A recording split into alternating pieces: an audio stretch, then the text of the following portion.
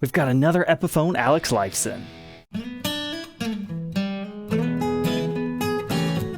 Welcome back, Troglodytes, to your daily dose of guitar information, the Trogly's Guitar Show. Alex Lifeson, the guitar player of Rush. He's had a lot of Gibson and Epiphone signature guitars, and we've documented a few of them. In fact, his latest Epiphone was one of the best Epis I've ever played. It felt fantastic.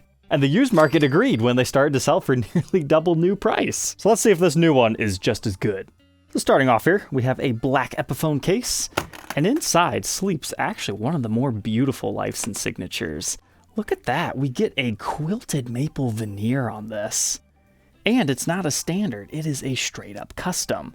That's what made me want to actually review this model, because it's a little bit different. We haven't had an Axcess Custom from Epiphone. But oh my, taking this thing out of the case, first time.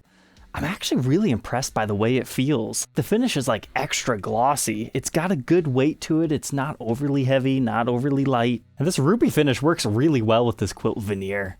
So, if you're not familiar with what an Axcess Custom is, I mean, obviously the big elephant in the room is we've got a Floyd Rose. That's how a lot of Lifeson signatures are. So if you don't like floating trems, you probably won't like one of these, because that means you have this all routed out on the back, but you also have the Axcess Comfort Carve right here. So that makes it easier to play in the higher registers. If you've never liked playing high up on a Les Paul because you feel the heel design is a little bit clunky, that's why you would go for one of these. They also have a little bit of a belly cut over here, if that's how you prefer to play. So far, what I'm really liking about this is it looks just like a Gibson, because you don't have like the obvious parts on it that are Epiphone. We're talking like the metric bridge and everything, because you got the Floyd Rose. The back of the body is still transparent, so you get to see the wood grain. But now let's talk about the pricing of this. They are $1,299 brand new. Now to put things into perspective, the last run was $899. So that's why this release has been met with a little bit of controversy. And if you actually go through and compare the specs, they gave you a Floyd Rose 1000 series bridge instead of the Graphtec that we had on the last one that had a built-in piezo pickup.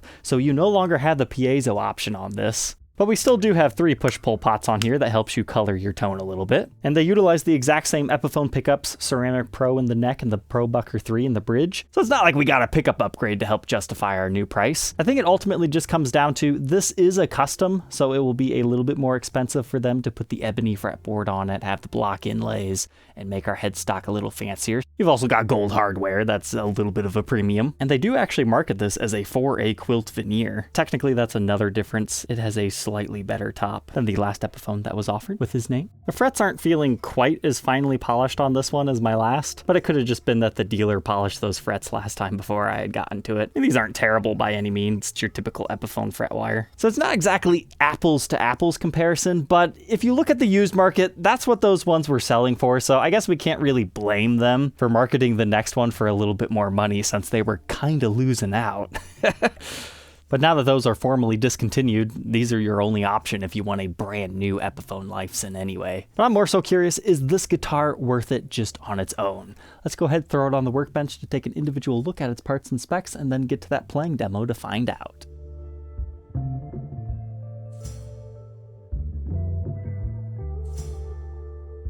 I don't know about you, but I think this just looks absolutely gorgeous on the workbench. It really brings out the quilted figuring. But let's go ahead and check out these pickups, make sure they're telling the truth. In our neck position, it is indeed the Epiphone pickup that they told us, the Ceramic Pro. I believe that's what the CP stands for in this case. And then the Pro Bucker 3 in the bridge. And that gray insulated wire tells us these have 4-conductor wiring, which makes sense due to the fact that we have these fancy electronics here. It's also important to note that the neck and bridge pickup rings are the exact same thickness. I think that has to do with the Floyd Rose system, making the angle a little bit different so they don't need the usual twice as beefy bridge. And if we're getting really nitpicky, there is a small dent in the pickup cover right here, but you really got to be looking for that. Within the circuit, the bridge is 8.58 k ohms, our neck position 12.91, and the middle, just for fun, 5.15.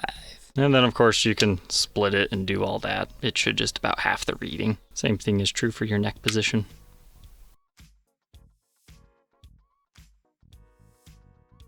Here's what the neck pickup cavity looks like.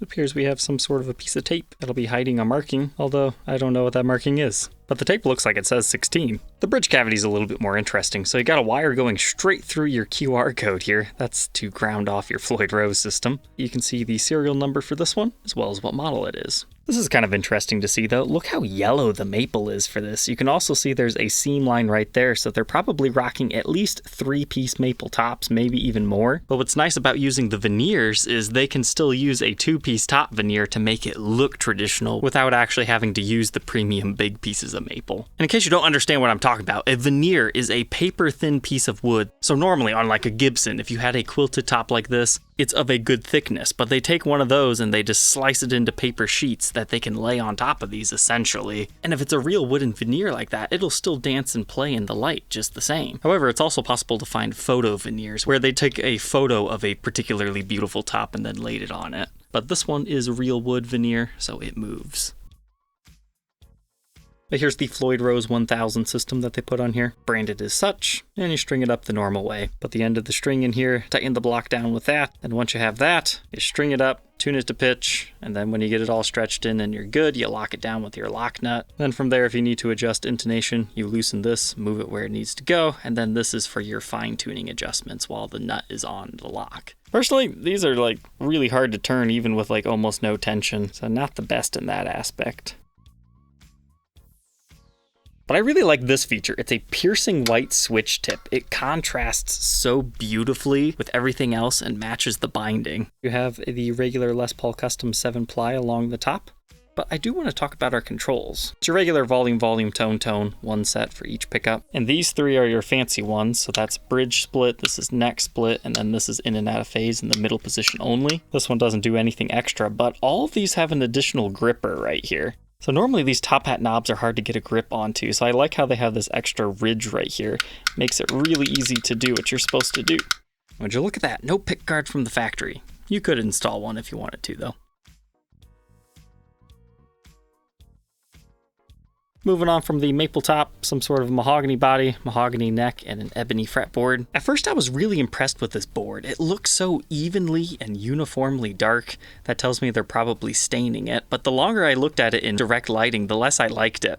So at first I thought, is this wood grain that I'm seeing? But the more I looked up and down, you can also see the same scratch marks on the inlays. So it looks like when they were planing this fretboard and radiusing it, they didn't have that final step where it like evens out all the marks that they have. How is it ever apparent in every angle that you look at the guitar? No, but at this price point, I feel like we could have cleaned that up. Needs like a final sanding or something. But as far as like tooling marks on the board, it honestly looks good besides those particular scratches. I noticed this inlay had some staining right there too, which by the way, these are acrylic inlays, not real mother of pearl. Got a 12-inch fretboard radius and a 24 3/4-inch scale. Got a nut width of 1.7 inches. That increases to 2.1 by the 12th. First fret neck depth, 0.82. It really does beef up at 0.94 by the 12th. Here's the neck at the 1st fret and the 12th fret on the contour gauge. I suppose while we're taking measurements, how thick is the body? 1.96 at this particular spot. But remember, you've got the comfort cut, so it kind of changes depending on where you take that measurement. Face of the headstock's really nice. It's the same as like the regular Les Paul Customs of the Epiphone lineup. Unlike our fretboard inlays, this appears to actually be a real mother of pearl. It looks fantastic being blinding white with the rest of the ruby finish and our gold hardware. Truss rod's in there if you need to use it. And we've got our Lifeson signature cover. Moving on to the back, let's take a look at our cavities. Here's our main control cavity. You can see our push-pull pots were labeled to help them know which was what. Although it's not labeled bridge, neck, because this is the neck one, so it's probably bass and lead, and then O for out of phase. But this is all on some sort of a quick connect system, so if you had a different set of Epiphone pickups that use the same connectors, you should be able to swap them in and out pretty easily. If we're getting really nitpicky, honestly the routing job was not the best. There's a lot of splinters everywhere. They didn't take much time to clean that up. And if we look at our trem route, when I first opened this up, it had buffing compound everywhere, but to kind of continue on that point, this is a rather rough route. Does it really matter? No, but some guys like to leave these back plates off, and I don't think you'd really want to do that because it's not the nicest looking. But there's the Floyd Rose 1000 system. I would say this is a good example of what I was kind of hoping for everywhere. It's nice and smooth, has an even gloss finish, even if it is an area that you rarely ever see. So that's one criticism, but a compliment here is the back plates are actually flush and they're routed at a slight angle, so you don't have to worry about them sticking up. So if that's the reason you removed it, you didn't like the way it felt, I mean, you wouldn't have to worry about that on this. And if you look through all the wood grain, this is a 3-piece body. So one right there, one big one here, and then another one running up along here. So a 3-piece body with at least a 3-piece top with a 2-piece veneer.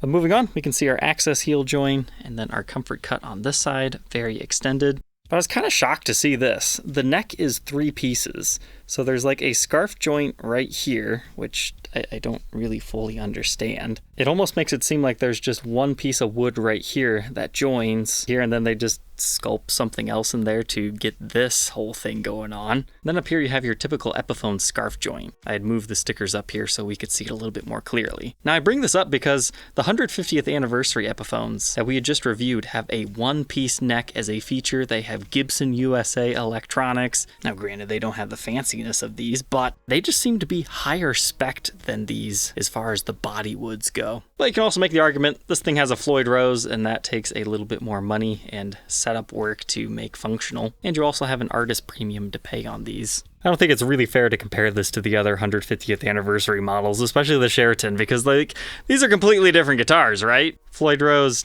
crazy electronics versus mini humbucker semi-hollow guitar. But we've got some nice gold Grover tuners on here, and the serial number dates this one to 2023. All said and done, 8 pounds, 13.6 ounces. Let's go ahead, plug it in, and hear how it sounds.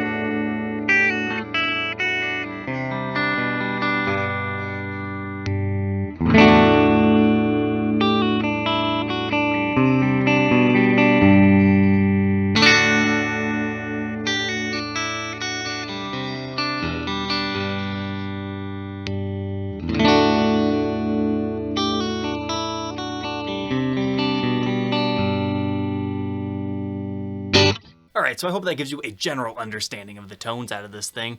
But just to recap, that's neck, neck split, bridge, bridge split. Then you have both of them together, and then you can either split the neck or the bridge or have them both split at the same time. And then also in the middle position, you have the option of out of phase. And then also incorporating your splits in between both of those pickups. It really is quite a versatile guitar, but if you don't understand what that out of phase stuff is, maybe this example will help you better.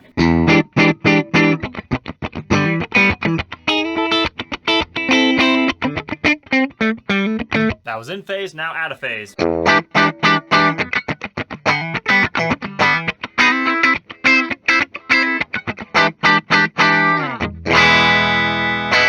Gives you kind of a quackiness to it. And again, you can split those.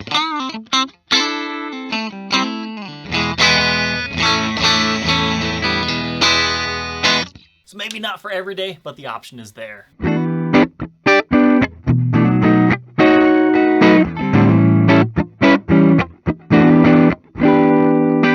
The neck pickup is a little bit muddy. Bridge. I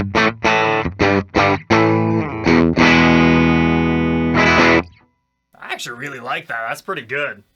I think the neck, we just need to lower it a tad.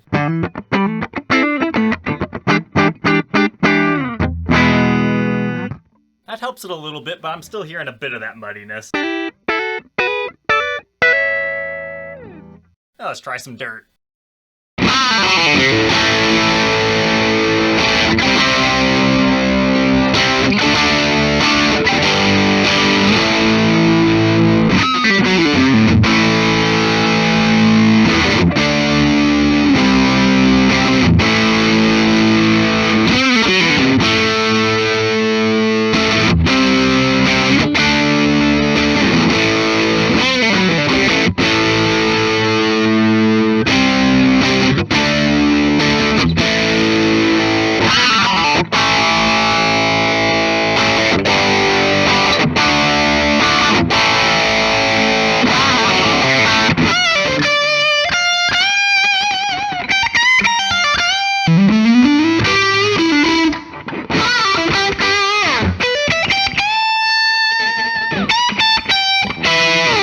I'll let you in on a secret. I'm demoing this one before I tear it apart. That way I have the factory Floyd set up. How is it straight out of the box? It's actually really good.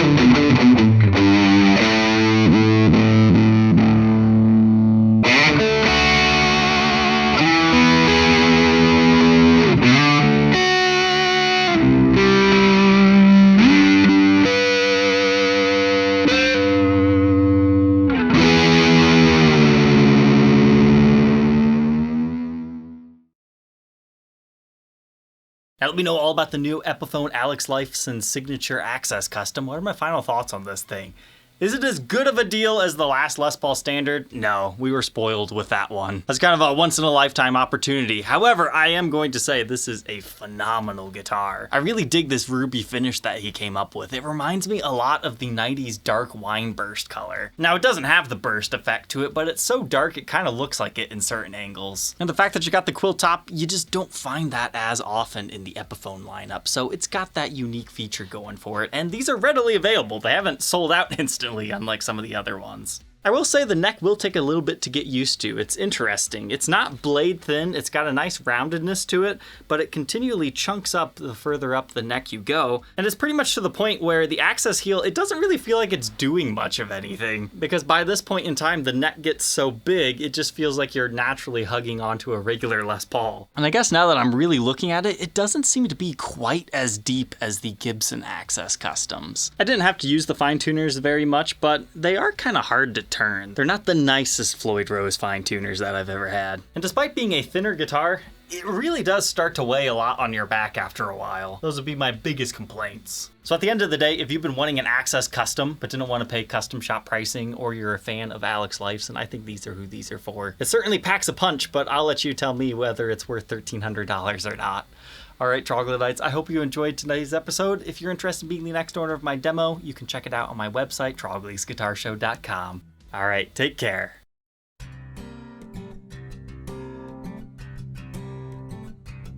If you enjoyed tonight's episode, consider subscribing. I post videos like this every day. And you might even enjoy this next one.